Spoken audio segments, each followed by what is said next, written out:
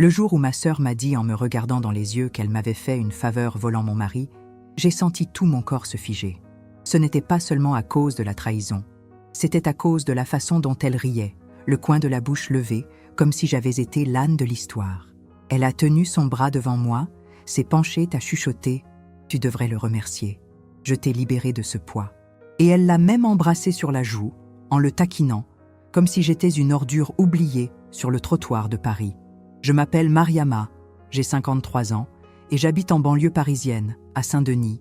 J'ai travaillé pendant 30 ans en tant qu'assistante administrative dans une école publique, économisant toujours chaque centime pour assurer l'avenir de ma famille.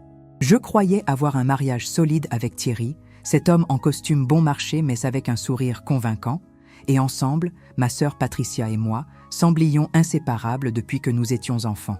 Je mets toujours les deux devant tout. Thierry n'arrêtait pas de me dire qu'il fallait que je lui fasse confiance, qu'il ouvrirait une entreprise qui nous rendrait riches. Et moi, idiot, je l'ai cru. J'ai contracté des prêts, investi mes économies et même vendu les bijoux de ma mère pour m'aider. Il a promis que dans 3 ans, nous serions dans une maison plus grande, avec un jardin et une nouvelle voiture. Mais le temps a passé et rien n'a décollé. La seule chose qui a augmenté, ce sont les factures. Pendant ce temps, Patricia se présentait presque tous les jours chez moi. Elle a dit qu'elle se souciait de moi, mais je savais que ce qu'elle aimait vraiment, c'était regarder la vie des autres. Elle a toujours été convaincue, elle a toujours voulu ce que j'avais. Si j'achetais un sac, il achetait le même, mais plus cher. Si je préparais un dîner spécial, elle trouverait un moyen de se présenter avec quelque chose de plus sophistiqué le lendemain. Je pensais que j'étais juste une envie stupide, un truc de sœur. Aujourd'hui, je comprends que c'était du poison. Tout a commencé à devenir bizarre quand Thierry a commencé à arriver trop tard. Il a dit qu'il résolvait le problème des affaires, mais le parfum que je sentais sur le col des chemises n'était pas le mien. J'ai demandé et il avait une réponse sur le bout de la langue. Toujours prêt, toujours convaincant. Et Patricia, elle a souri et m'a dit de faire confiance. « Et Thierry est un travailleur acharné. Vous avez de la chance de l'avoir, disait-elle toujours. La chance s'est épuisée le jour où mon téléphone a sonné et où l'écran a affiché son nom. Quand j'ai répondu, je n'ai pas entendu la voix de mon mari. J'ai entendu le rire de ma sœur. Un rire moqueur et cruel. « Salut, sœur. Maintenant, il est à moi. » Je me souviens d'être resté muet. Mon cœur battait si fort que j'avais l'impression qu'il allait me déchirer la poitrine. Et puis elle a ajouté « Vous devriez vous remercier. Cet homme n'a fait que vous ralentir. » Quand j'ai raccroché, je tremblais. Je ne savais pas si je pleurais, si je criais, si je m'évanouissais. Mais la vérité est qu'à ce moment-là, j'ai ressenti un mélange de douleur et relief. Comme si, d'une manière ou d'une autre, tout cela avait enfin une explication. Chaque nuit seule, tous les mensonges, tous les prêts qu'ils demandaient. Ils complotaient ensemble. Pourtant, je ne pouvais pas me mettre en colère tout de suite. J'avais le cœur trop brisé. Je suis allée dans la salle de bain, je me suis appuyée contre le carrelage froid et j'ai pleuré jusqu'à ce que je n'ai plus de larmes. Je ne pouvais que penser « Pourquoi moi ? Pourquoi ma propre sœur ?» Je l'ai toujours défendue. Quand sa vie a mal tourné, je l'ai aidée à se relever. Et maintenant, elle poussait mon visage dans la boue. Les jours suivants furent un cauchemar. Elle a commencé à lancer des pics sur les réseaux sociaux, postant des photos avec lui dans des restaurants où je ne pouvais jamais aller.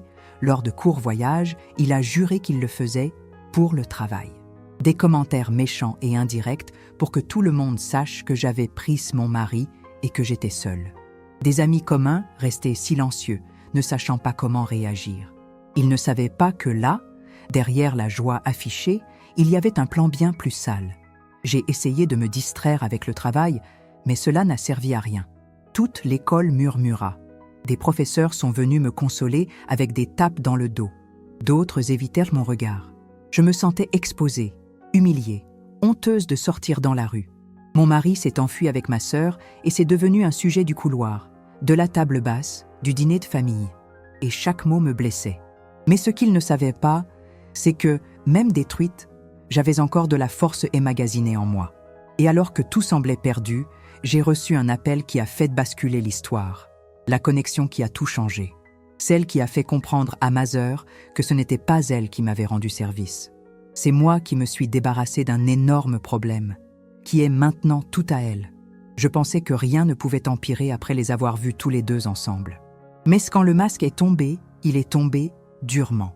Thierry n'était pas seulement un traître. C'était un énorme problème que j'avais porté sur mon dos pendant des années, pensant que c'était de l'amour. Et Patricia, qui se sentait si intelligente, était sur le point de sentir le poids de cette erreur directement sur ses genoux. Tout a commencé lorsque la banque m'a appelé. Le préposé m'a demandé si je voulais renégocier le prêt de 60 000 € qui était en retard. Je ne savais pas de quel prêt elle parlait. Ma voix s'est presque brisée quand j'ai demandé des détails. Et puis c'est venu le coup au ventre. Thierry m'avait mis en garant, avec des documents qu'il avait pris sans que je le voie. L'entreprise qu'il a jurée était florissante. Il n'existait pas. C'était juste un trou de dette. Je suis sortie du banc stupéfait, les jambes tremblantes. La rue semblait tourner. Je me suis assis sur un banc public et j'ai commencé à respirer profondément, en essayant de ne pas pleurer devant tout le monde. J'ai pensé à appeler Patricia. Avertir, alerte. Mais sans suite, l'image d'elle riant au nez est réapparue dans ma tête. Aide, elle ne ferait jamais ça pour moi. Les jours ont passé et les avis de collecte ont commencé à arriver. J'ai appelé Thierry. Il n'a pas répondu. J'ai essayé de parler à Patricia. Elle m'a bloqué. C'est là que j'ai compris. Ils ont planifié cela ensemble. Ils m'ont sucé jusqu'à la dernière goutte et sont partis en pensant qu'ils allaient vivre une vie de luxe à mes dépens.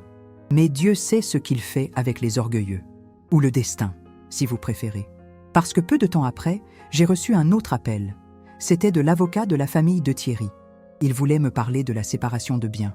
Je n'ai même pas eu le temps d'être sous le choc. J'ai pris rendez-vous dans son bureau, en prenant une profonde respiration et en essayant de garder la tête droite. Quand je suis arrivée, l'avocat m'a regardé avec l'expression de quelqu'un qui avait vu cette histoire des dizaines de fois. Il a ouvert un dossier et m'a montré une longue liste, dettes à mon nom, prêts, contrats impayés, tout ce qui concerne son entreprise. J'ai commencé à pleurer devant l'homme, tremblante. Il m'a offert un verre d'eau et m'a dit quelque chose qui a changé mon cours. « Madame Mariama, il y a quelque chose que votre mari ne vous a peut-être pas dit. L'entreprise n'était enregistrée qu'à son nom. Et Patricia. » Je me suis figée. « Que voulez-vous dire ?» J'ai demandé en essuyant mes larmes avec ma manche. « Vous n'êtes responsable d'aucune de ces dettes commerciales, seulement pour l'esprit personnel qu'il a consenti. Tout le reste, il a tourné le papier vers moi. C'est légalement à eux de décider. » J'ai senti mon cœur battre plus vite. Pour la première fois depuis des semaines, un fil d'espoir. « Qu'en est-il de la division des biens ?» demandai-je, presque en chuchotant. Il ouvrit un nouveau document. « L'appartement où vous viviez, c'est seulement dans votre nom. Il a été acheté avant le mariage. Il n'a droit à rien. » Je l'ai regardé, sans réagir. Ce petit appartement non luxueux que j'avais acheté en sueur avant de rencontrer Thierry, c'était totalement le mien. Il ne l'a jamais valorisé. Il a toujours dit que bientôt nous aurions quelque chose de mieux. Or, c'était précisément ce qui le laisserait les mains vides. « Et comment vont-ils » j'ai demandé. L'avocat soupira. « C'est mauvais. Les dettes sont arrivées avant la chance. » J'ai presque souri. Presque. Parce que ça faisait toujours mal. Mais là, dans ce bureau, j'ai réalisé que j'étais vivant. Que je n'étais pas une perdante, comme Patricia voulait que tout le monde le croie. Ils se sont enfuis en pensant qu'ils avaient été gagnés, sans s'imaginer qu'ils avaient attrapé le bateau qui prenait l'eau. En partant, j'ai ressenti l'air de Paris différent, comme si le ciel était un peu plus clair. Je suis montée dans le métro la tête haute. Est-ce que ça faisait toujours mal ? Oui. Mais maintenant, j'avais une vérité en moi. Leur facture arrivait, et ça allait être élevé. Mais la vie n'attend pas que nous nous rétablissions pour frapper à nouveau. La semaine suivante, l'huissier a frappé à ma porte. Il demanda Thierry. J'ai dit qu'il n'y vivait plus. Il ouvrit une mallette, en sortit des documents et dit « Lorsque vous le trouvez, dites-lui que sa date limite est terminée. » Et il est parti. J'ai fermé la porte lentement. J'ai appuyé ma tête contre elle. Et je me suis dit « Patricia est en train de couler. » Et il ne s'en est même pas encore rendu compte. Quelques semaines plus tard, j'ai été appelée au bureau de l'état civil pour initier officiellement le divorce. J'y suis allée le cœur plus ferme. Il ne pleure plus pour Thierry. J'ai pleuré pour moi-même, pour tout ce que j'ai enduré. Et ce jour-là, celle qui est apparue à côté de lui était Patricia, avec des talons hauts, une chevelure impeccable et un sac qui n'était clairement pas le sien. Elle entra comme si elle était une reine, lui tenant le bras et me regardant avec cette vieille supériorité qu'elle avait toujours portée. « Êtes-vous vraiment venue ?» Elle a dit, moqueuse, comme si j'avais le choix. Je n'ai pas répondu. Je me suis juste assis. Je voulais que ça se termine bientôt. L'avocat posa les papiers sur la table. Thierry avait l'air agacé, anxieux, comme s'ils attendaient à une grosse part de quelque chose. Patricia tapota ses longs ongles sur les meubles, impatiente. Elle croyait vraiment qu'elle s'en sortirait avec tout ce que j'avais construit. Jusqu'à ce que l'avocat s'éclaircisse la gorge et dise d'une voix ferme « Monsieur Thierry, comme expliqué plus haut, la propriété principale de la famille est entièrement au nom de votre épouse, je veux dire ex-femme. Par conséquent, il n'y a rien à discuter de cet actif. Il continue d'être le sien. » Patricia a ri, pensant que ce n'était qu'un détail. Ce n'est pas grave. Il a une participation dans l'entreprise. Nous n'avons pas besoin de cette petite maison. L'avocat l'a regardé comme quelqu'un qui n'avait rien lu avant de signer. « Madame, peut-être que vous ne comprenez pas. L'entreprise est profondément endettée. Beaucoup. Et tout ?» Il tourna lentement les documents vers elle. « Au nom de vous deux. » Son visage devint dur. La couleur semblait s'estomper. Elle cligna des yeux plusieurs fois, essayant de comprendre. « Dans le nom de nous deux ?» répéta-t-elle, comme si la phrase avait été avalée sur les sols. « Oui. Vous êtes tous les deux légalement responsables des dettes accumulées. Tout ce qui a été investi, mal géré ou fraudé tombe sur le couple d'affaires. » Il fixa ses yeux sur elle, pas sur Mariama. Thierry pâlit. Patricia essaya de rire nerveusement, le regarda dans l'attente d'une explication. Il baissa la tête. C'était la première fois que je voyais de la honte chez cet homme. « Ce n'est pas ce que tu m'as dit. » Elle lui siffla, mais il était impossible de ne pas l'entendre. « Vous étiez au courant des prêts, Patricia ?» continua l'avocat. « Je ne savais tout simplement pas que le seul atout solide était... » Il m'a montré du doigt. Avec elle. Je me suis tue, mais dans mon cœur criait « Maintenant, comprenez-vous la faveur que vous avez faite, sœur ?» Patricia se leva soudainement, claquant son sac à main sur la table. « C'est absurde !» cria-t-elle en tremblant. « Nous allons faire appel. Je ne paierai rien pour cette incompétence. » Elle pointa son doigt vers Thierry, qui, recroquevillé, ressemblait à l'ombre de l'homme qu'elle prétendait être. J'ai juste pris une profonde inspiration. Pour la première fois depuis longtemps, je ne tremblais pas. J'étais ferme, étable, victorieux sans avoir à humilier qui que ce soit. Patricia quitta la pièce et claqua la porte si fort qu'elle faillit tomber du cadre de la porte. Thierry est resté assis quelques secondes, sans me regarder. Quand il eut fait preuve de courage, il leva le visage et essaya de parler. « Mariama, nous pourrions, peut-être, négocier quelque chose. » Je l'interrompis calmement. « J'ai négocié avec vous pendant des années, toute ma vie. Maintenant, c'est avec l'avocat que vous négociez. » Il ouvrit la bouche pour discuter, mais se referma. Il s'est retourné et est parti, la tête baissée. J'ai pris une autre profonde inspiration. L'avocat m'adressa un léger sourire de satisfaction. Il n'avait rien à dire. Je savais que la justice avait enfin trouvé son chemin. J'ai quitté le bâtiment le cœur battant fort, mais légèrement, très léger. Je me promenais dans les rues de Paris avec le sentiment de quelqu'un qui vient d'abattre une énorme mur qui la maintenait emprisonnée. Le vent soufflait sur mon visage et j'avais l'impression de respirer pour la première fois depuis des mois. Mais le destin n'en était pas encore fini avec moi. Plus tard, dans l'après-midi, alors que je plaçais des provisions sur la table de la cuisine, j'ai entendu la sonnette de la porte. Quand j'ai ouvert la porte, elle était là. Patricia. Maquillage taché, cheveux débraillés, sac suspendu à sa main, regard désespéré. « Mariama, s'il vous plaît. » Elle s'étrangla. « Dites que c'est un mensonge. Dites-nous que vous allez nous aider. » Je suis resté silencieux pendant quelques secondes, regardant cette femme qui avait passé sa vie à essayer de me diminuer. Celui qui riait de ma douleur, celui qui m'a arraché ce que j'avais de plus intime et a marché dessus. « Je t'ai toujours aidé, Patricia, » répondis-je lentement. « Maintenant, c'est vous qui devez vous aider vous-même. » Elle a essayé de me tenir la main, mais je l'ai repoussée. J'ai pris la clé de la porte, et lentement, fermée. Je l'ai écoutée se cogner la tête contre la porte et pleurer, mais je ne l'ai pas ouvert. Parce qu'à ce moment-là, j'ai compris que ce n'était pas ma responsabilité de sauver ceux qui m'ont jeté dans l'abîme. J'ai fermé la porte lentement. J'appuyai mon front contre le bois froid et pris une profonde inspiration. Le silence de la maison ne me faisait plus peur. Avant, chaque coin vide semblait crier que j'avais tout perdu. Mari, sœur, famille. Maintenant, ces silences étaient la liberté. Paix. Un nouveau départ que je n'aurais jamais imaginé avoir besoin de vivre. Le lendemain, Je me suis réveillée tôt. J'ai fait un café fort et je me suis regardée dans le miroir de la cuisine. J'ai vu une femme fatiguée, mais debout. Une femme qui avait survécu au coup le plus cruel de la part de celui en qui elle avait le plus confiance.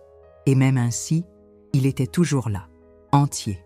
Je me suis améliorée plus que d'habitude, j'ai enfilé mon manteau préféré et je suis allée travailler. Quand je suis entrée dans l'école, j'ai senti des regards curieux, d'autres de pitié. Mais quelque chose en moi avait changé. Je n'étais pas là pour faire plaisir à qui que ce soit. J'étais là pour moi. J'avais passé des années à croire que Thierry était meilleur que moi, que je ne pouvais rien faire sans lui. Il l'a répété tant de fois que c'est devenu vrai dans ma tête. Patricia Renforsa. Ils ont mis un point d'honneur à me réduire, à me faire rentrer dans un petit endroit. Mais maintenant, la vie m'avait montré que j'étais celui qui portait tout, que la force n'a jamais été en eux, elle a toujours été avec moi. À l'heure du déjeuner, j'ai reçu un message de l'avocat. Le processus est presque terminé. Vous serez libéré des dettes de l'entreprise. Je me suis appuyé contre le mur du couloir et j'ai fermé les yeux, bougé, libre. Ce mot n'a jamais eu autant de sens. La nuit, je m'asseyais sur le porche et observais le mouvement de la rue. Paris était toujours Paris. Des gens pressés, des klaxons, des lumières, du bruit. Le monde ne s'est pas arrêté à cause de ma douleur, mais je n'allais pas non plus m'arrêter à cause d'elle. J'ai pris un cahier que j'avais reçu d'un étudiant et j'ai commencé à écrire de petits objectifs. Pas de rêves grandioses ou de plans impossibles. Juste des choses simples qui me rendraient à nouveau heureuse. Acheter des fleurs pour le salon, voyager un week-end à Lyon, inviter mes amis de l'école à dîner, apprendre quelque chose de nouveau rien que pour moi. Pendant que j'écrivais, le téléphone a sonné. C'était Patricia. Je le laisse jouer. Puis il a rejoué. Et encore. Je l'ai mis en silence et j'ai continué à écrire. Cela m'a pris du temps, mais j'ai appris. Ce n'est pas parce que quelqu'un pleure à la porte qu'il mérite de rentrer à l'intérieur. J'avais besoin d'apprendre à prendre soin de moi. J'avais besoin de me traiter avec l'affection que je donnais à ceux qui ne l'avaient jamais appréciée. Et cela allait être un long voyage. Mais j'étais prêt. La semaine suivante, je suis allé au bureau de l'état civil pour signer les papiers finaux du divorce. Cette fois, j'y suis allé seul. Pas de théâtre, pas de provocation, pas de lutte de tête. Juste moi et ma signature, mettant fin au chapitre le plus douloureux de ma vie. Quand j'ai terminé, l'employé m'a souhaité bonne chance et j'ai souri. Cela faisait longtemps que je n'avais pas souri avec mon cœur. Au fil du temps, les commentaires méchants ont disparu. Les gens ont trouvé un autre potin sur lequel plaisanter. Et moi, j'ai continué à m'occuper de ma vie, de mon travail, de mes petits rêves. J'ai commencé à me sentir plus léger. Il dormait mieux. Il mangeait mieux. Même mon reflet dans le miroir semblait plus vivant. Quelques mois plus tard, j'ai reçu un message inattendu. Un camarade de classe m'invitait à un voyage avec le groupe scolaire. J'ai failli dire non. J'ai presque inventé une excuse. La peur est insistante. Elle essaie de nous piéger là où nous avons été blessés. Mais cette fois, j'étais plus fort. J'ai répondu oui. J'ai mis une petite valise dans le coffre du bus et j'y suis allé. Sur la route, alors que les champs passaient devant la fenêtre, j'ai senti quelque chose de différent palpiter dans ma poitrine. C'était comme si, après avoir été si longtemps coincé dans les tempêtes, j'avais enfin trouvé le bon vent. J'ai alors compris que la Vienne s'arrêtait pas quand il me trahissait. Elle a commencé. Parce que maintenant, c'est moi qui choisis, qui reste à mes côtés. Je décide de ce qui est amour, de ce qui est respect, de ce qui est chez moi. Thierry poursuit avec Patricia. Ou plutôt, Patricia continue ses dettes. Ou, peut-être, avec leur propre choix. Je ne sais pas. Je veux pas savoir. Leur vie ne m'intéresse plus. Le mien, enfin, m'appartient. Aujourd'hui, quand je me promène dans les rues de Saint-Denis, je lève le visage vers les soleils et je me sens fière. Fière de ne pas être devenue amère. Fière d'avoir survécu. Fière d'avoir fermé cette porte. Parce que si nous ne fermons pas la bonne porte, nous n'ouvrons jamais la fenêtre de la liberté. Je pensais que la plus grande douleur était d'être trahi. Mais j'ai découvert que la plus grande victoire est de s'être retrouvée après la chute. Et si quelqu'un me demande maintenant si Patricia m'a vraiment fait une faveur en restant avec lui, je dis oui. Elle n'imaginait tout simplement pas que la faveur serait pour moi. Ça ne m'a pas manqué. Je me suis libérée. Maintenant, je veux parler à vous qui êtes ici à m'écouter. Vous qui traversez peut-être quelque chose de similaire ou qui avez déjà pleuré pour quelqu'un qui ne vous méritait pas, personne n'a le droit de détruire votre valeur. La vie met des chutes sur notre chemin, non pas pour nous affaiblir, mais pour nous apprendre à nous relever plus fort. Dites-vous maintenant, ma vie n'est pas finie, ma vie commence. Si cette histoire vous a touché, si à un moment donné vous vous êtes reconnu dans ma voix, dans mon cœur, j'aimerais que vous commentiez une phrase ci-dessous. Je me choisis moi-même. Écrivez-le dans les commentaires, car c'est votre tour, c'est votre nouveau départ. Et si vous n'êtes pas déjà abonné à la chaîne, faites partie de la famille. Aimez, partagez-et, abonnez-vous et laissez-nous marcher ensemble, chaque pas vers votre liberté émotionnelle.